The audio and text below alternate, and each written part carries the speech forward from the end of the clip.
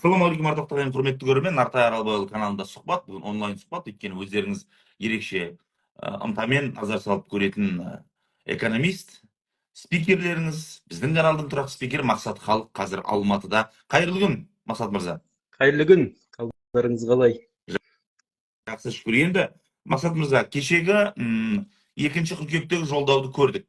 Біз енді залдың ішінде отырып көрдік, бірқатар мәселелерді түйіндедік, бірқатар мәселелерге қатысты өзіміздің пікірімізді білдіріп жатырмық. дей тұрғанмен мынау осы жолдау негізінен мынау енді қашанғыдай әлеуметтік экономикалық бағытқа да бағытталды ғой. Оның ішінде орындалмай қалған мәселелер бар, орындалуды талап ететін, шешуді талап ететін проблемалар бар. Осы экономикалық тұрғыдағы мәселелерді өзіңізбен шымшық сойса да қасап сойсын дейді, өзіңізбен бір пікірлесейін деген тұжырымға келдім. Енді бастасақ, ең бірінші мемлекет басшысы сөз басында айтты.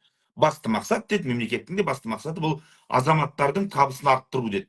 Жұмысты дұрыс үйлестіре білсек, бұл қолдан келетін шаруа. Экономика өскен сайын әлеуметтік теңсіздік азайып, орта тап күшейе түсу керек дейді.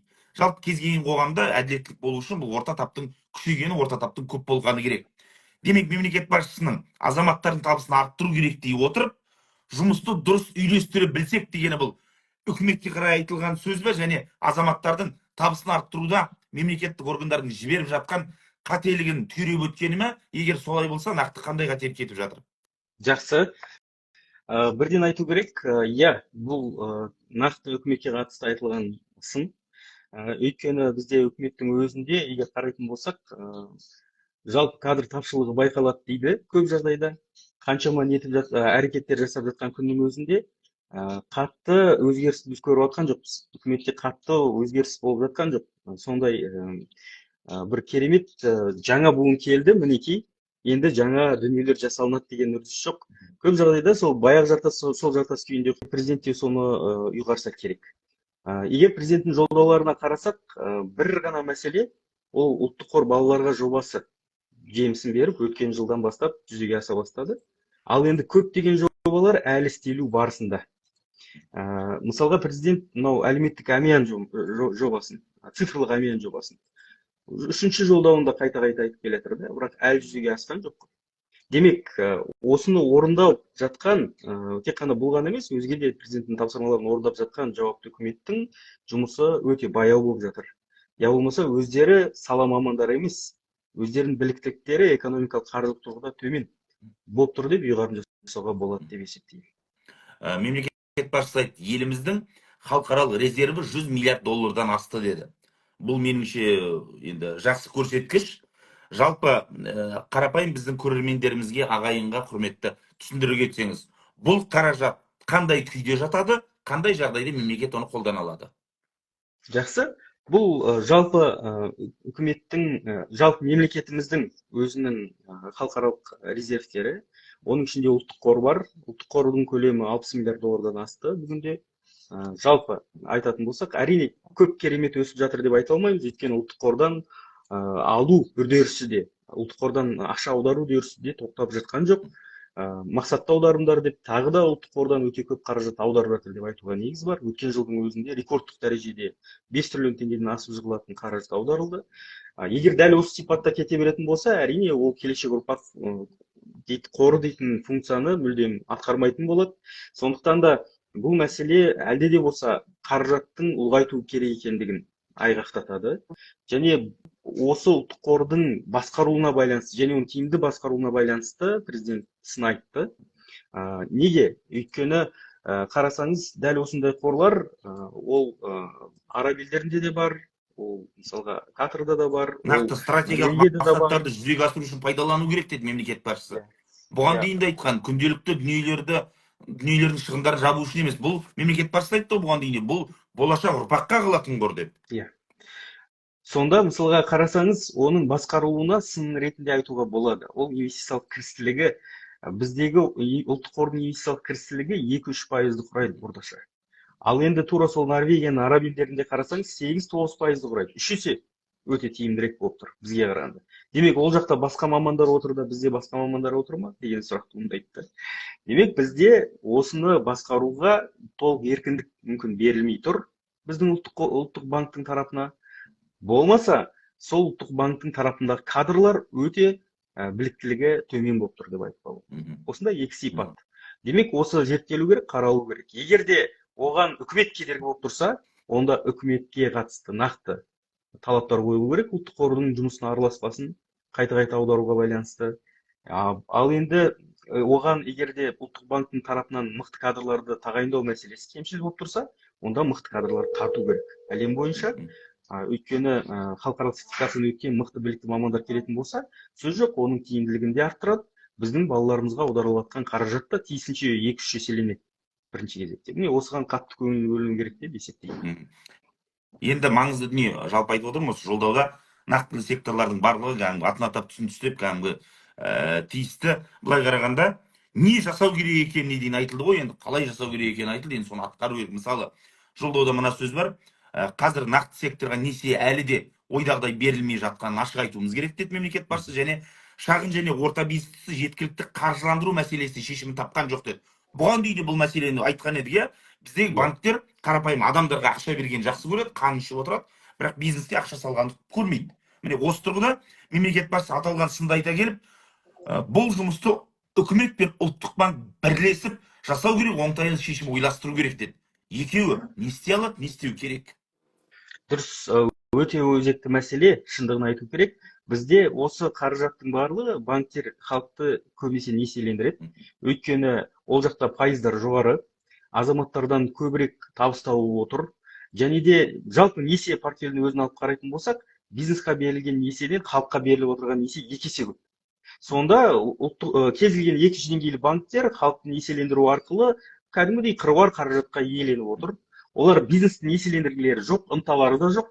Өйткені бизнеске тәуекелге бару керек, несиелендіру үшін, және табысы төмен болып тұр. Сондықтан да олар бизнесті несиелендіруге өте ынталы емес. Тағы бір мәселе бар, бұған әсер етіп тұрған, ол базалық пайыздың мөлшерлеменің жоғары болып тұрғандығы. Қазіргі уақытта 14-25% болып тұр. Сондықтан да жалпы екінші деңгейлі банктер өзара операцияларында біраз қаражаттың бөлігін ұстап отыр. Өзара бір-біріне ақша беріп, сөйтіп пайда тауып отыр. Ал ол қаражатты оп-оңай бизнесқа жұмылдыруға болады. Бизнес үшін қосымша айналым қаражаты болса, онда іскерлік орта дамиды. Қосымша бизнес өзінің бөлімшелерін ашады, жаңа бизнес орындары ашылады, ол жұмыспен қамтылады азаматтарды. Іскерлік орта жанданатын болса, онда ол экономикалық өсімге алып келеді. Сөз жоқ, экономикалық өсім болса, онда ол халықтың табысының ұлғаюына да септігін тигізеді. Мінекей осындай бір-бірімен өте байланысты дүниелер. Сондықтан да президент айтып отырған дұрыс. Енді екінші мәселе бар. Бұл жерде тура осындай шешімдерді Ердоған да айтқан болатын. Үкіметте өздерінің саясатын жүргізген кезде бізде де пайыздар жоғары, бизнесті несиелендіру керек, бизнес қымбатты ақшаны алмайды. Сондықтан да пайыздар түсірсін деген тапсырма берген еді. Осындай жағдай болуы мүмкін деген өткенде мен пікірлерді естіп қалдым. Демек президент өйтіп қатты араласпау керек деген сияқты біреулер айтты. Бірақ мен бұл жерде айтқым келеді, біздің президент тура Ердоған сияқты араласып отырған жоқ. Өйткені Ердоған инфляцияны да түсіріп тастаған пайызды. Тиісінше ол қатты үлкен 80%-ға ұлғайған инфляцияға ұласты. Ал біздің президент айтып отыр, инфляция 10%-дан төмендеді. Ал базалық пайыз болса әлі 14%-ның үстінде. Оны әлде де төмендетуге болады емес па деген үлкен намек. Енді бұл ұлттық банктың тарапына. Ұлттық банк енді көп ұзамай өздері ресми түрде осыған байланысты жауаптарын дайындайды деп ойлаймын қазіргі уақытта. Өйткені ұлттық банкті жан-жаққа қарап отырып, бағамдап шешім қабылдайды. Дәл қазіргі уақытта Ресейде өте қатты инфляция болып жатыр. Ол жағдай бізге де кері әсерін тигізіп кетуі мүмкін. Сондықтан да базалық пайыз мөлшерлемені бірден төмендетпей, әліптің артын бағып отырған жағдайы бар. Бірақ та менің ойымша, инфляция егер елімізде бірте-бірте түсіп жатса, оның артынан базалық пайыз мөлшерлемені де төмендетуге болады. Бірақ әлде де болса 10%-ға жуық инфляция бізде бар. Ол төмен инфляция емес. Ал ол инфляция төмендеу үшін бізде өндірістік саясат жалпы дұрыс жүру керек. Ол үкіметтің жұмысы. Бұл жерде уже үкіметтің мойнында үлкен жауапкершілік бар. Сондықтан да ол бір ғана ұлттық банктың мойнынан шешілетін дүние емес, ол үкіметтің өндірістік өнеркәсіп саясатын дұрыс жүруіне байланысты жүзеге асырылатын дүниелер. Және де президент біраз мәселелерді атап өтті, қандай салалар дамыту керек, қандай бағыттар бар, логистика саласы бар, бізде өндіріс өнеркәсіпте осындай салалар дамыту керекпіз деген мәселелер айтылып жатыр.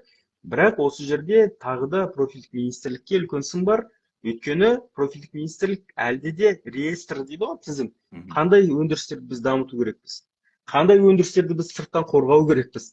Қандай өндіріс өнеркәсіп саласы бізде даму керек? Ол бойынша әлі тізімі жоқ. Ондай тізімді біз әлі көрген жоқпыз.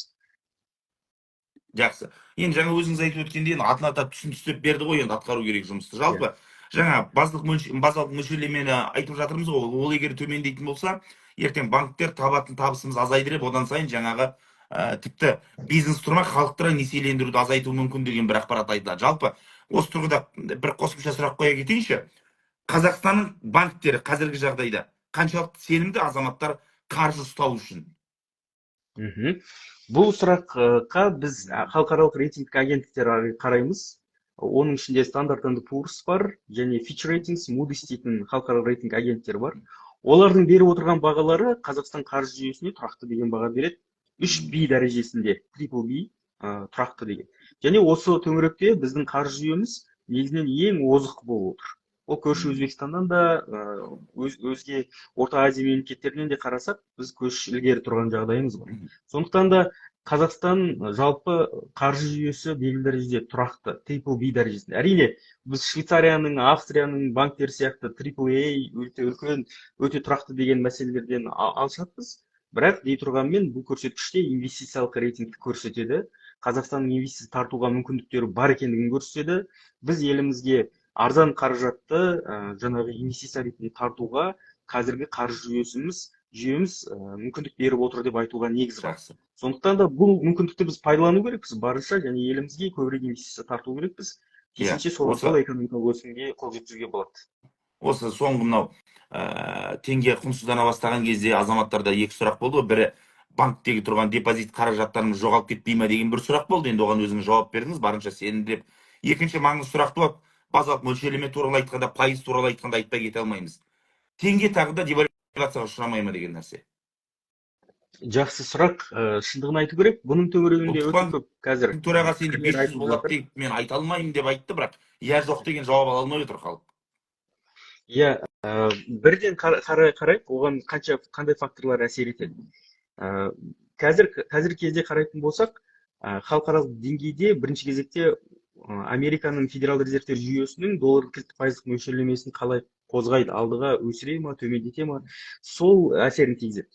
Оны басқарып отырған Джером Пауэлл осы қыркүйекте шешім қабылдайды. Меніңше көп эксперттердің ойы бойынша оны төмендету мүмкін. Егер төмендетсе, онда доллардың құны жалпы әлемде төмендейді белгілі дәрежеде. Демек, ол теңгеміздің күшеюіне болмаса да тұрақты болуына ықпал ету керек. Осы бір мәселе бар. Екінші мәселе бар, ол мұнай бағасы. Мұнай бағасында белгілі дәрежеде алыс-жақын болжамдарға қарасақ, жалпы $80 маңайындағы тұрақтылықты көбінесе болжамдар айтылып отыр. Егер де ол мұнай бағасы күрт төмендеп кетпесе, теңгеміздің тағы да тұрақтылығы қамтамасыз етілу керек. Енді тағы бір осындай факторлар, геосаяси жағдайлар ол ықпал етіп кетпесе, теңгеміздің белгілі дәрежеде тұрақтылық қамтамасыз етілу керек. Енді теңгеміздің жалпы осы соңғы жылдардағы тұрақтылығына әсер етіп тұрған тағы бір фактор бар, ол ұлттық қор аударымдары. Біз ұлттық қордан көп көлемде ақша аударып отырмыз, оны доллармен алып келеміз де, осы жерде теңге сатып алып, қолмен теңгеге күш беріп отырған жағдайымыз бар. Осы жаздың басында теңгеміз 10%-ға құнсызданып кетті. Оған негізгі себеп болған жағдай, осы ұлттық қор аударымдары 2 есеге төмендеп қалған. Оның алдында ай сайын $800 миллион аударылып отырған, тура жаздың басында $400 миллионға түсіп қалған бірден. Ол бірден көрініс тапты. Демек, қосымша келіп теңгемізге күш беріп отырған жағдай азайып қалыпты. Тиісінше теңгеміз бірден 10%-ға құнсызданып кеткен жағдай бар. Оған әрине маусымдық фактор да әсерін тигізді, өйткені жазда көбірек азаматтар шетелге демалу үшін доллар сатып алатыны бар. Бірақ негізінен осы фактор. Одан кейін ол мәселені қалай шешті? Казатомпром акциялары соған арнап тағы да $1 миллиард теңге аудару болып шешті. Ай сайын $250 миллион аударатын болды. Қосымша тағы да ұлттық қордан ақша келіп, осы жерде оған теңге сатып алып, енді қайтадан теңгемізге леп беріліп отырған жағдайлар бар. Міне осындай факторлар тұрғанда әрине теңгеміз белгілі дәрежеде тұрақты тұрады. Ал бұл факторлар егер тежеліп қалса, бірден теңгеміз әлсірей бастайды деп айтуға негіз бар. Жақсы, негізгі екі сұраққа көкейдегі жауап бердіңіз, халықтың көкейіндегі. Енді Жолдауды ары қарай жалғастырсақ, осы банк мәселесі ғой. Мен цитата келтірейін. Өте маңызды дүние. Бұған сіздің комментарийіңіз керек маман ретінде. Мемлекет басшысы былай деді: халықаралық сарапшылар қазақ банктерін ресурсқа бай елдер ішіндегі ең көп пайда табатын банктер санатына қосады деді. Енді оған күмән жоқ, біздің банктер пайыз қойып халықты қанауы келгенде алдына жан салмайды. Ары қарай, сондықтан осы саладағы салық мөлшері әділ белгіленуі тиіс. Банктердің акционерлері дивидендіне сәйкес салық төлеу керек деді. Демек, банктер енді қазіргіден де еселеп салық төлеуге мәжбүрлемекшіміз бе бюджетке? Иә, бұған дейінгі уақыттарда дәл банк тарапы өте қыруар пайда көріп отырған, бірақ тура сол пайдаларына сәйкес салық салынбаған. Демек, қазіргі уақытта енді сол пайдаға, егер жақсы пайда тапқың келсе, және де тұтынушыларды несиелендіру арқылы одан қырылып пайда тапқың келсе, онда сол пайдаға сәйкес сен салық төлеуің керексің деген идея жалпы дұрыс, менің ойымша. Неғұрлым көп пайда тапсаң, онда соғұрлым мемлекетке салық төле, және де бұл дұрыс логика, менің ойымша. Сондықтан да бұндай көзқарастар дұрыс. Президент тағы да салық саясатына байланысты осы салық кодексін тежеуге байланысты ұсыныс айтты. Оны келесі жылға қалдырайық, жақсылап ойланып барып шешім қабылдайық деді. Соның ішінде кәсіпкерлерге де тиімді болу үшін бөлшек сауда салығының тиімді бола бастағанын айтты. Рас, көптеген кәсіпкерлер көлеңкеден шығып, бөлшек сауда салығына ауысқан еді. Бірақ та соңғы үдерістер осы салықты енді кодексын қабылдайтын кезде тағы бір аяқ астынан өзгерістер жасап, ол жаңағы 2 миллиард теңге болу керек болған табысы 1-3 миллионға дейін түсіріп тастады. Сол өте үлкен кәсіпкерлерге соққы болды. Өйткені көптеген кәсіпкерлер көлеңкеден енді шығып таза жұмыс жасай бастаймыз ба деген кезде тағы да бір үкіметке деген сенімсіздікті ұялатып жүр. Тиісінше осыған байланысты президенттің бұл ұсынысының дұрыс екендігін атап өткім келеді, және бұрынғы сол ұсынысқа қалдырып, сондай ретте жаңа кәсіпкерлердің көбісіне бөлшек сауда салығына өтуіне мүмкіндік беретіндей, және ол 2 миллиард теңге болатындай талапты қоятын болсақ, онда біраз азаматтар көлеңкеден қайтадан ашыққа шығып, өзінің кәсібін дұрыс жүргізе бастайды деп есептеймін. Жақсы. Өте бір маңызды мәселе, ол енді әсіресе мәжіліске, парламентке артылған міндет, оны тез әріптестер бізде талқылап жатыр. Сіздің пікіріңіз қажет. Мемлекет басшысы айтты, бізге банктер туралы жаңа заң керек, қазіргі заңның жұмыс істегеніне 30 жылға жуықтап қалды деді.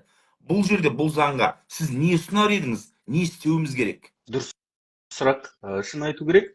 Иә, бұл жақта үлкен лобби болды ғой, сөз жоқ. Өткен жылдардағы банкроттық туралы заңның өзін ондаған жылдар өтіп әрең дегенде қабылданған болатын. Бірақ ол көп мәселені әлде де шешіп жатқан жоқ, бірақ ол заң қабылданғаннан кейін оны жетілдіруге болады деген сөз. Енді екінші мәселе осы банктер туралы заңның өзі.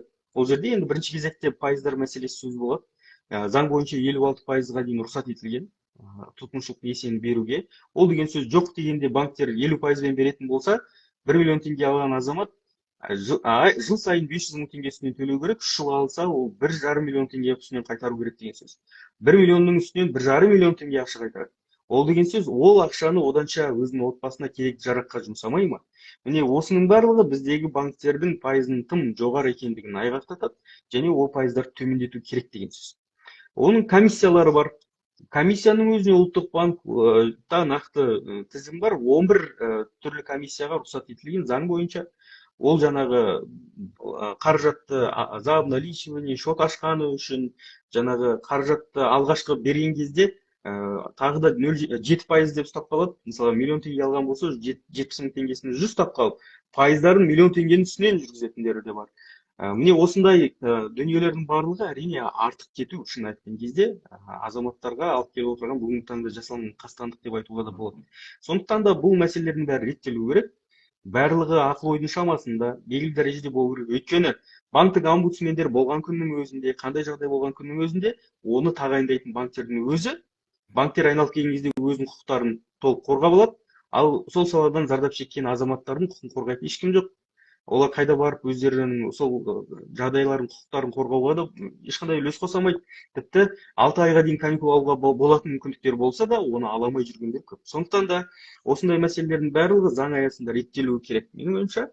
Және де сол жаңағы бизнестің еселендіру, экономиканың нақты секторын еселендіруге де қатысты заң аясында мәселелер қозғалу керек. Әйтпесе, ол нарық деп айтамыз. Мысалы, нарықтың бір кемшіл тұстары да бар. Қай жерде пайда көп, сол жаққа қарай бәрі ауысып кете береді. Ал ол дүние логиканың шеңберінде белгілі дәрежеде реттелу керек. Мысалға, жаңағы пандемияның кезінде масканың бағасы қатты шарықтап кетті, бірақ үкімет араласатын кезде араласу керек та белгілі дәрежеде реттеп. Өйткені ол қатты салдарға алып келуі мүмкін. Тура сол сияқты банктердегі жүйеде түсінікті бұл салаға қанша қаражат бөлінді, ұлттық қордан да бөлінді, бірақ ол қаражат қайтпады да мемлекетке. Және де қыруар пайдалары да бар. Ең қызығы, сол банктің акционерлері өздері банкті құтқармайды, бірақ ұлттық қордан ақша бөлдіртіп Мемлекетпен құтқарып қалдық қой қанша банкты. Және де қандай мемлекет тарапынан ипотекалық бағдарламалар жүзеге ассын, мемлекет тарапынан бизнеске арналған жеңілдетілген несиелендіру жүзеге ассын, 6%, 7%-бен халыққа несие беріліп жатыр ғой деп айтылған күннің өзінде банктер ешқандай ұтылып жатқан жоқ.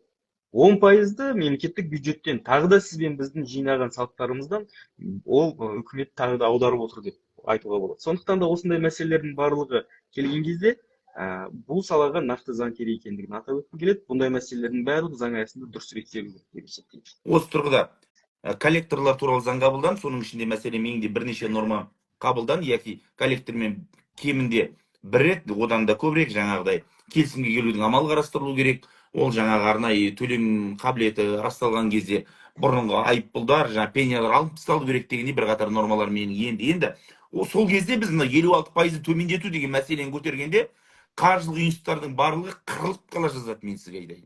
Сол кезде айтылған бір уәждің бірі, енді сол ұсыныстарды біз береміз мына заңға. Уәждің бірі мынау, бізде банк саласындағы, осы елде жаңа банк саласының тұтынушылары аз деген бір орынсыздау жаңағыдай уәж айтылды. Жалпы сіз айтыңызшы маман ретінде, біздің елдегі банк саласындағы несиедегі пайыздық үстемелердің көп болуының себебі неде? Адам аз деп ақталу ақылға қонбайды ғой. Бұл адам аз деп ақталу ақылға қонбайды. Ешқандай логиканың қисынына келмейді. Бұл жердегі негізгі фактор, бұл әрине біздегі инфляция деңгейі, негізгі фактор. Егер де біз инфляцияны шын мәнінде ұлттық банктың қойып отырған инфляциялық таргеттеу саясаты бар, сол жерде 5%-ға түсіретін болса, 2025-тен әрі қарай 5% инфляцияға біз келу керекпіз. Егер сол межеге қол жеткізілетін болса, онда белгілі дәрежеде жаңағы базалық пайыздық мөлшерлемеде артынан түседі.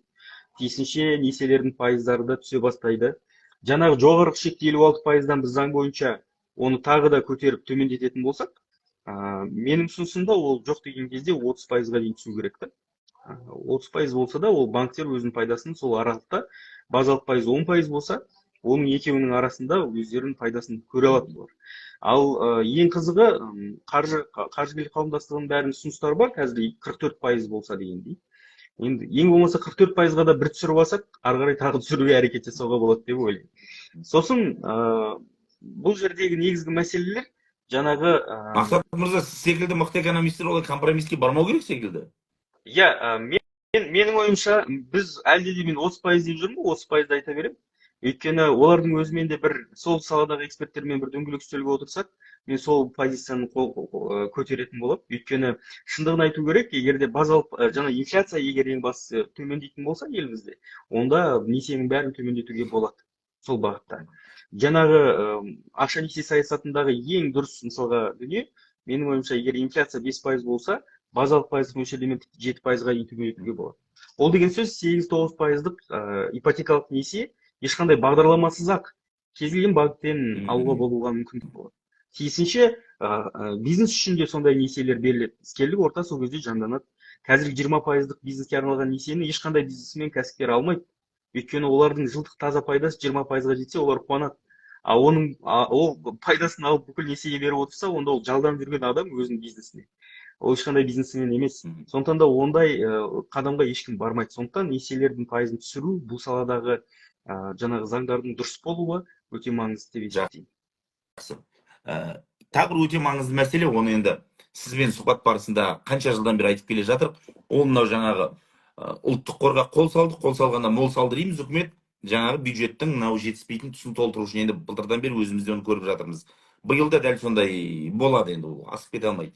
Өкінішке орай, мемлекет басшысы айтты ғой, енді ашығын айту керек, бізде республикалық бюджеттің кіріс бөлігі орындалмай жатыр дей келе, бұл бұрынғы және қазіргі үкімет жұмысындағы үлкен олқылық деді. Біздің республикалық бюджетті, оның жаңа шығыс бөлімін толыққанды ұлттық қорға қол салмай толтыру мүмкіндігі бар ма? Мүмкіндік Ақшаны бар. қайдан іздейміз ашығында? Ақшаның бәрі көлеңкеде жатыр. Көлеңкелі экономиканың үлесін азайту керек. Көлеңкедегі компаниялар болсын, көлеңкедегі жүрген қаражатты, сол көлеңкеде жұмыс жасап жатқан азаматтардың қаражаттарын бәрін мөлдірлікке, тазалыққа қарай алып келу керек. Негізгі мәселе осы деп ойлаймын. Бізде көлеңкелі экономиканың өзінде де ресми статистикада келтіріледі. Қазір 19% дейді. Жалпы ішкі өніміміз 100 триллион теңгенің үстінде болса, 19% ол жоқ дегенде 20 триллион теңге бізде көлеңкеде жүр деген сөз. Ал ол қаражаттың барлығы егер заңдастырылатын болса, ол қаражаттың барлығы реттелетін болса, демек 10% салық салынатын болса, сол қаражаттардың өзі фискалдық чекпен бекітіліп өтіліп, демек сол жоқ деген қаражаттың өзі орын толып қалайын деп тұр бізде. Мысалға бюджеттің кіріс бөлігін арттырудың ең негізгі жолдарының бірі осы деп ойлаймын. Ал енді Алыстан іздемей ақ дейсіз ғой. алыстан іздеудің қажеттілігі жоқ. Тура осы жүйені дұрыс реттеп жүзеге асырсақ болды. Және бұл ресми статистика. Ойлаңызшы, біз айтып отырған жаңа 20 триллион теңге деген көлеңкеден, ол ресми статистикада. Ал бейресми статистикада сарапшыларда ол 50-60 триллион теңгеге дейін барады деген мәселелер айтылады. Ал ол қаражаттың барлығы енді жоқ дегенде 10% заңдастырылатын болса, жаңағы бюджетке кіретін қажетті 5-6 триллион теңге оп-оңай кірейін-ақ деп тұр. Осы мәселе өте маңызды, менің ойымша. Және ең үлкен мәселе ол бюджет шығыстарын қайта қарау. Ол үкіметке президент те сын ретінде айтып отыр, жаңағы уақыт келді деп, посредственно даже деген мәселе. Өйткені ол жерде де көптеген бюджеттегі мәселелер өте қатты үрленген. Әсіресе самұрық қазына сатып алу, мемлекет сатып алу мәселелерінде тіпті жаңағы айтылады ғой, қалжыңдап айтады, туалетке қоятын жаңағы дәретхана қағаздарын өзін өте қыруар миллиондаған ақшаға алып жатыр деген мәселелер бар. Сондықтан да оның бәрі қаралу керек, көтерілу керек. Әрқайсысына бір мерседестен жаңағы көлік, жалдамалы көлік бергеннен қандай негіз бар? Оның бәрін сатып алып қойып дегендей. Оның бәрін мемлекет сатып алу арқылы жүретін болса. Демек оның бәрін үнемдеуге болатын қаражаттар деп ойлаймын. Одан бөлек жаңағы ассамблеяның шығындары бар. Менің ойымша қажет емес шығындар деп ойлаймын. Одан бөлек жалпы кез келген министрліктің жұмыстарын қарап анализ жасап шығуға болады. Артық шығындардың барлығын қысқартып тастауға болады деп есептеймін. Жақсы. Осы тұрғыда енді тағы бір маңызды нәрсе бар. Шағын және орта бизнестен түскен салықты біз аймақтарға қалдырдық. Дұрыс қой. Аймақтар өз бетінше дамысын дедік. Қаржылық тұрғыда дербес болсын, халықтың әлеуметтік жағдайын дәл сол жерде дереу шешудің амалы болсын дедік бұл қаражат. Бірақ кеше жолдауда мемлекет басшысы айтты. Кейбір әкімдер қосымша кіріс көзіне ие болған соң деді, сол салықтық төлемдерді, оны елге пайдасы іске шашып, тиімсіз жұмсайтын болды деді. Бұл әкімдердің яки аймақтардағы қаржылық тұрғыдағы менеджерлердің өте әлсіз екенінің белгісі ме, жоқ әлде қайтадан бұрынғыдай жүйелі түрде орталықтан бағындырудың, орталық арқылы бұйрық берудің бір тәсілін жасауымыз керек па? Енді міне мүмкіндік бердік, салдары мынандай болып отыр. Жақсы. Бірінші кезекте орталықтан бұйрық беруге келудің қажеттілігі жоқ деп ойлаймын. Екінші кезекте олардың қаржылық сауаттылығының төмен екендігін атап өту керек. Көп жағдайда, бәріне емес, бірақ көп жағдайда сол шенділердің экономикалық қаржылық білімінің тапшы екендігін бірден байқаймыз. Сондықтан да ол оқытылу керек. Арнайы жаңағы президенттің қарамағында академия бар ғой, мемлекет қызмет. Енді ол жерде мүмкін коммуникация бойынша тағы бір шенді болудың, жаңағы басшы болудың тетіктері үйретілетін шығар, бірақ соның ішінде экономикалық қаржылық талдаулар нақты жүргізілу керек деп ойлаймын. Менің ойымша.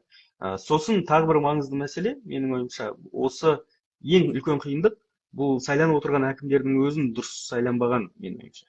Көп жерде, өңірде, аймақта әлі күнге дейін айтылады, әкімдер сайлауды әділ өткен жоқ, таза өткен жоқ, дұрыс баратын адамдар барған жоқ ол жерге деген мәселе.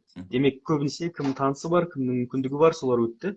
Ол жағдайда ешқандай жаңағындай жаңашылдық, тазалық болмайды. Тура ол әкімдер бұрынғы системамен қосымша қаражатқа ие болу арқылы оны талан-тараж етуден басқа амал қалмайтын сияқты. Жақсы. Енді тағы бір маңызды мәселе, оны жаңа салық кодексін қазіргі жүйені қайта жаңғыртуға арналған дейді, және осы салық кодексі бұл мемлекеттік органдардың, салық органдарының салық төлеушіге яки кәсіпкерге, азаматқа мынау бір жазалаушы орган ретінде емес, керісінше салық төлеушіге сенім білдіретін орган ретінде қарастырылсын деді. Өте маңызды бастама деп санаймын. Және осы салық кодексін кеше біз осы сәрсенбі күні өткен пленарлық отырыста жұмысқа алдық мәжіліске. Жалпы сіздіңше бұл жерде нақты қандай бастамалар болу керек? Ең бастысы, енді айта кетейін, мені қатты қуантқаны, мемлекет басшысы айтты, мынау қарапайым азаматтар мысалы салық органдарына қарыз болып қалатын болса, оны бір императивтік шешіммен қудалау емес, хабарлама жіберу арқылы шешудің тетігін табыңдар деді. Екіншісі, өте маңызды мәселе, мәселен адамның салық органдарына қанша ақша қарызы бар, соның деңгейінде ғана шектеу қойыңдар. Бүкіл шотын жабудың қажеті жоқ деді. Бұл өте маңызды. 200-300 теңге үшін бүкіл шот жабылып қалған азаматтарды көріп жүрмін, шығып болып 3 жұмыс күні ішінде аша алмай әлек болып жүреді. Осы бастамалардан бөлек тағы қандай ұсыныс бар?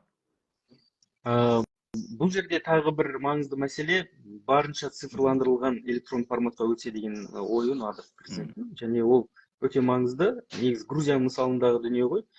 Кәсіпкер мен мысалға салық органының арасында тікелей байланыс болмау керек та негізінде. Оның барлығы цифрлық электрондық форматта жүріп отырса, онда жаңағы сыбайлас жемқорлық фактілерінің алды алынады көп жағдайда. Сондықтан осындай маңызды мәселелер бар деп ойлаймын. Және де салық кодексінің негізгі миссиясы, мақсаты ол жаңағы шытырман уақиға, түсініксіз дүние болмауы керек. Барынша ол кәсіпкер үшін де, азамат үшін де түсінікті салықтар болу керек. Және де бөлшек сауда салығы қазір сұранысқа ие маңызды болды ма? Демек, барлық салықтардан бәрін қысқартып, барынша осы бөлшек сауда салығының аясын кеңейтіп, кәсіпкерлерді соған отырғызсақ та, ол өте жақсы шешім болатын еді деп ойлаймын. Сол кезде белгілі дәрежеде біз жаңағы көлеңкеде жүрген кәсіпкерлерді жарыққа шығарып аламыз. Ал екінші жағдайда біз жалпы түсінікті салық саясатын жүргізе бастаймыз деп ойлаймын. Одан кейін тағы маңызды мәселе, бізде мемлекеттік қызметкерлерге жалпы тән бір жаман қасиет бар. Қолына билік түссе болды, жаңағы қысып, бәрін жанын шығарып, жаңағы түбінде келген кезде өзінің маған беретін үлесін қанша деген әңгімеге келтіреді. Сондықтан ондай дүниелер болып тұрған кезде әрине біз қоғамымызды дамушы қоғам ретінде қалыптастыра алмаймыз.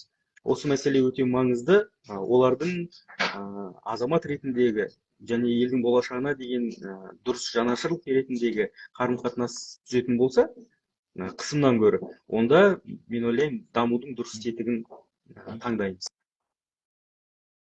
Жақсы. Тағы бір енді мақсатымызда өте бір өзекті мәселе, мемлекет басшысы айтты, біздің елдегі мынау фискалды реформа табысты болуы керек деді. Осыны халыққа ашып жеткізе кетсеңіз. Фискалды реформа деген сол салыққа байланысты дүние. Жалпы қаржы саясатының өзі екі саясаттан тұрады. Ақша несие саясаты, ол монетарлық саясат, оны ұлттық банк жүргізеді. Және бюджет салық саясаты, ол фискалды саясат, оны қаржы министрлігі жүргізеді. Осы жерде ол салықпен тікелей байланысты. Салық деген ол кәдімгідей мәдениет болу керек.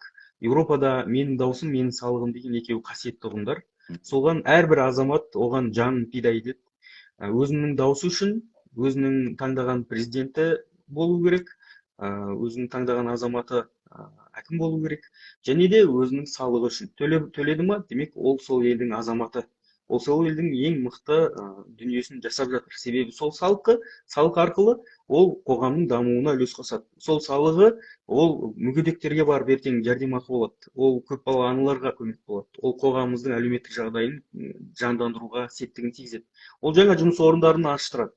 Ол сіздің мысалға айталық, Шымкентте жүрген бір ағаңыз жұмыссыз жүрген болса, сол өңірде сол салықтың есесіне салынған компанияға барып жұмысқа тұру мүмкін, сөйтіп жұмысты болу мүмкін. Оның барлығы бір-бірімен өте тығыз байланысты дүниелер. Сондықтан да салықтың рөлі өте жоғары. Салық егер бюджетке дұрыс түсетін болса, толық түсетін болса, онда соның есесінен өнер саласының барлығы өз реттілігімен толықтырылады. Сондықтан да осы мәселеге баса назар аударылу керек. Жаңағындай салық мәдениеті қалыптасу керек. Салықтан жалдаратын адамдар барынша жұмыстарын адал, таза жүргізуге тырысу керек. Әрбір пайдаға салық салыну керек. Ол енді қалыптасқан кәдімгі заңдылық болу керек.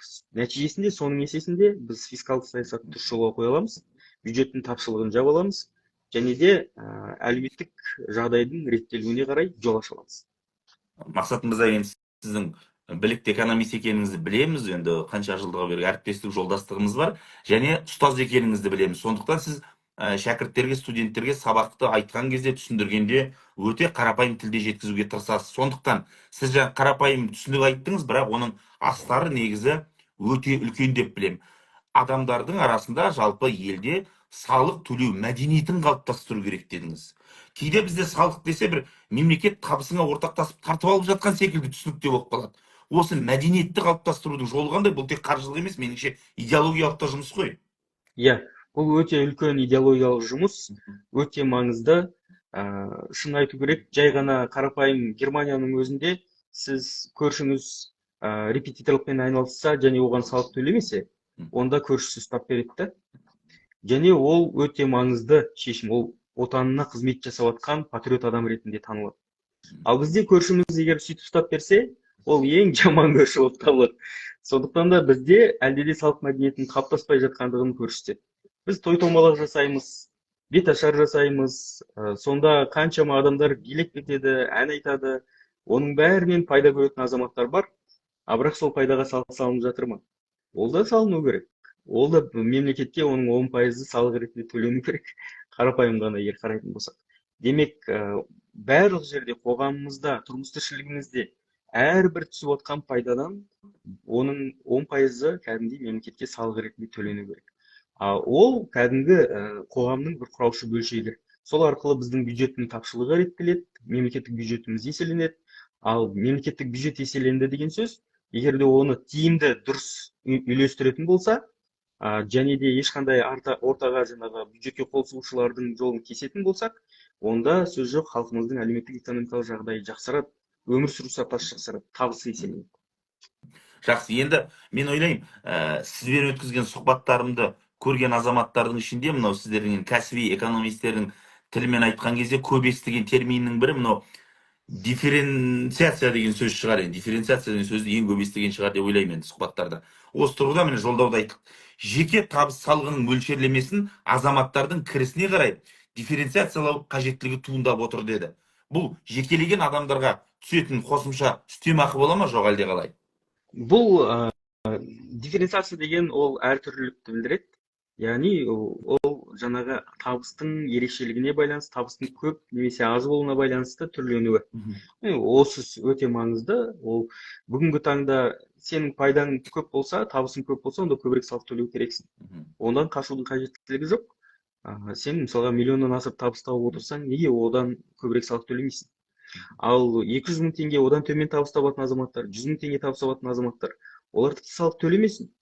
Егер салық салу мәдениетіне дұрыс болсын десек, 1% салық төлесін, болды. Міне, дифференциация деген дүние осы жерде жатыр деп ойлаймын. Егер де сенің пайдаң көп болса, онда мемлекетке төлейтін салығың да көп болсын. Және сен оған қайта қуан, өйткені сол арқылы сен мемлекеттің көркеюіне үлес қосасың. Осы мәселе деп ойлаймын. Және де біздегі қоғамдағы қалыптаспай отырғанның негізгі себебі осы салық мәдениетінің. Менің ойымша тағы бір себебі ол үкіметке деген сенімнің қазір төмен, сенім индексі өте төмен. Азаматтарымыз үкіметтің дұрыс жұмыс жасап жатқанына күмәнмен қарайды. Және менің салығым тиісті жерге жетіп жатыр ма дейді ғой. Иә, соған күмәнмен қарайды. Сондықтан да көптеген азаматтар мен қазір салық төлеп сөйткеннен көрі, оны қайдан білем, ол шын мәнінде сол көпбалалы аналарға барып жатқан, ол шын мәнінде мүгедектерге барып көмек болып жатқан. Оданша мен үйімнің қасында мүгедек азамат тұр, соған барып өзім оданша көмектесейін, немесе мешітке барып өткізе салайын. Сол маған жаңағы көп сауаптан болады деп ойлайды. Ал бірақ мемлекетке деген, демек үкіметке деген сенім индексін қайтару бүгінгі күннің негізгі талабы деп білем. Сондықтан да үкіметке адал, ары таза, елге, халыққа жұмыс жасайын деген азаматтар легі келу керек. Сондай азаматтар болса, онда халықта да сенім пайда болады. Тиісінше жаңағы бюджеттің тапшылығын да толтыруға болады, елдің экономикасын тіктеуге болады деп есептеймін. Менің есімде 2020 жылы осы Нартай Аралбайұлы каналы ашылған кездегі алғашқы сұхбаттарымызда айтып едіңіз, ауқаттылар көп төлейді, әлеуметтік жағдайы аз азаматтар, кедейлер өте аз төлеу керек деген мәселеңіз айтып келе жатсыз. Міне ақыры енді жолдауда айтылды, енді салық кодексінің ішінде көрініс табады деген ойдамын. Жалпы дамыған елдердің шынайы тәжірибесі ғой, және кез келген азамат өзінің табысын жасырмай көрсету керек, ол міндетті болу керек деп ойлаймын.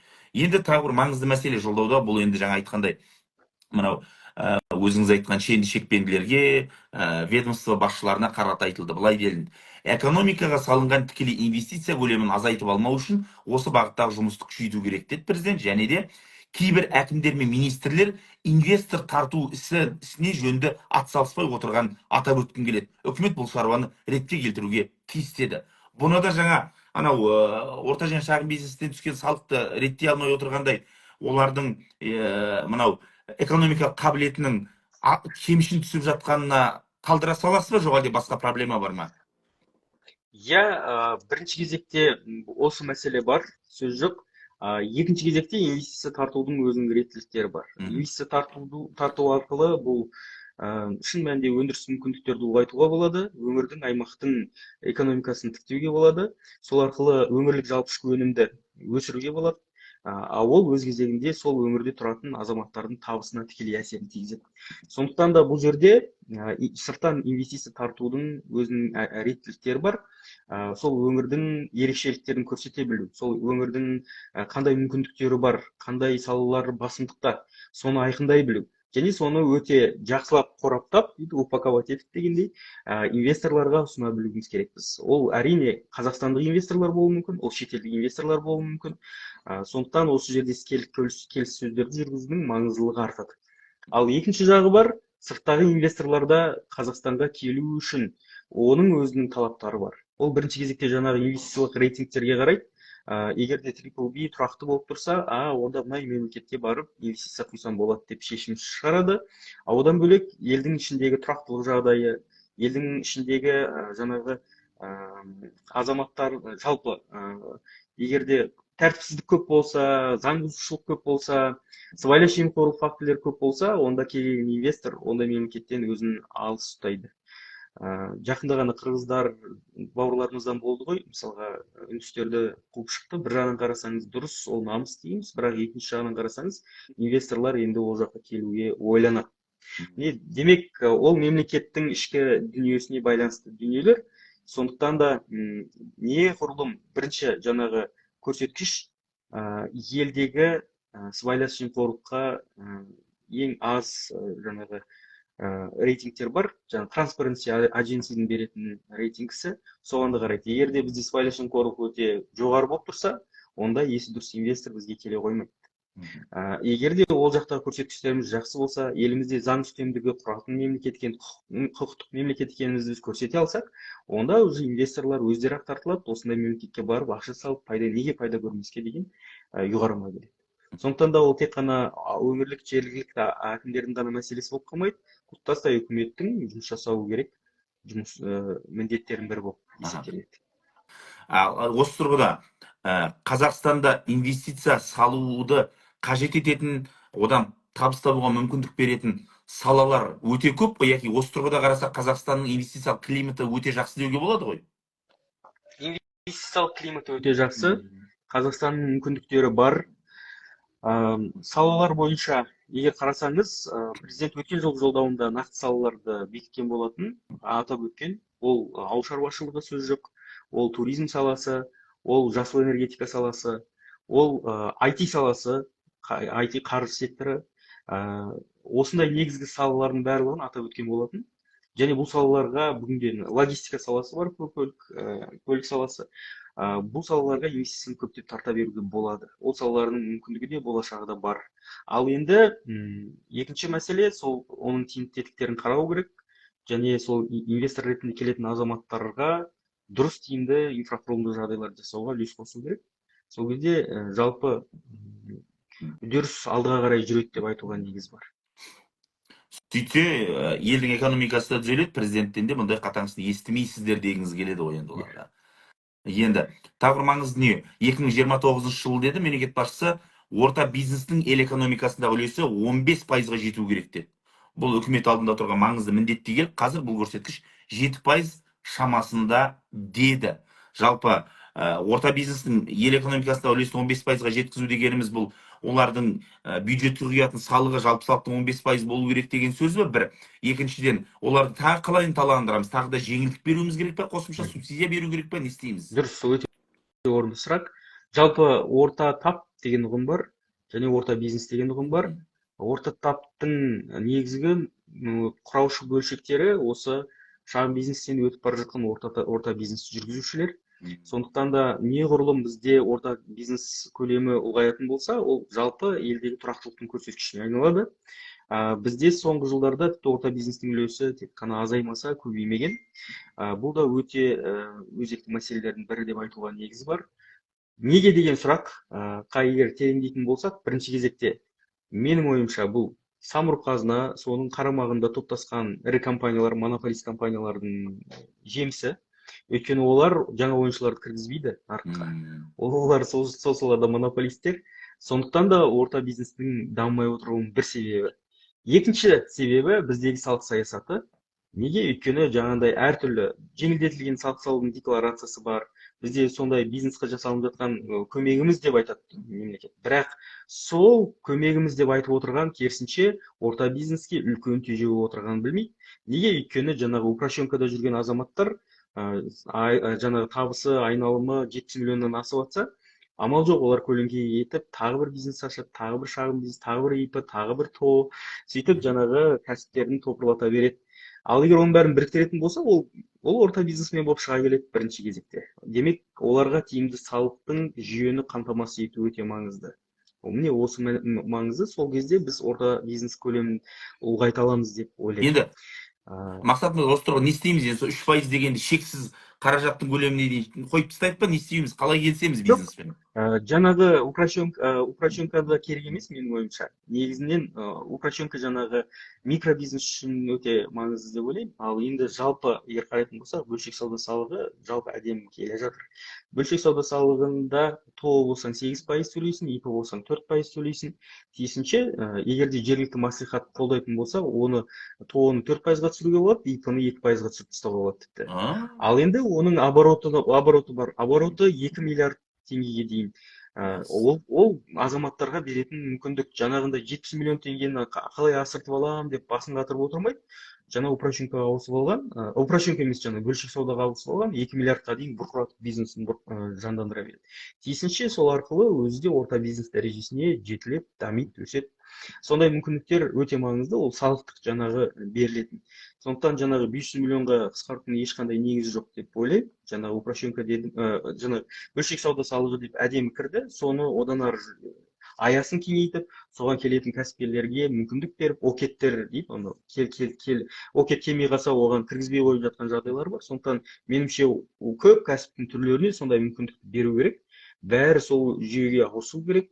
Сонымен бір 4-5 жыл жұмыс жасау керек. Содан кейін пайда тапқан кәсіпкерлерге айту керек. Міне енді біз осының пайызын тағы өсіреміз. Я болмаса жаңағы порогты төмендетеміз деген мәселелерді сол кезде бірақ көтеруге болады деп ойлаймын. Жақсы. Рахмет Мақсат мырза, уақыт тапқаныңызға. Жолдаудағы ең басты, оның ішінде үкіметке айтылған тапсырмалар және қарапайым халықтың өміріне әсер ететін экономикалық фактордың барлығын талдадық қой деген ойдамын. Жақсы күндерде жолыққанша эфирде қайта жүздескенше аман сау болыңыз. Жақсы, аман болыңыздар, сау болыңыздар.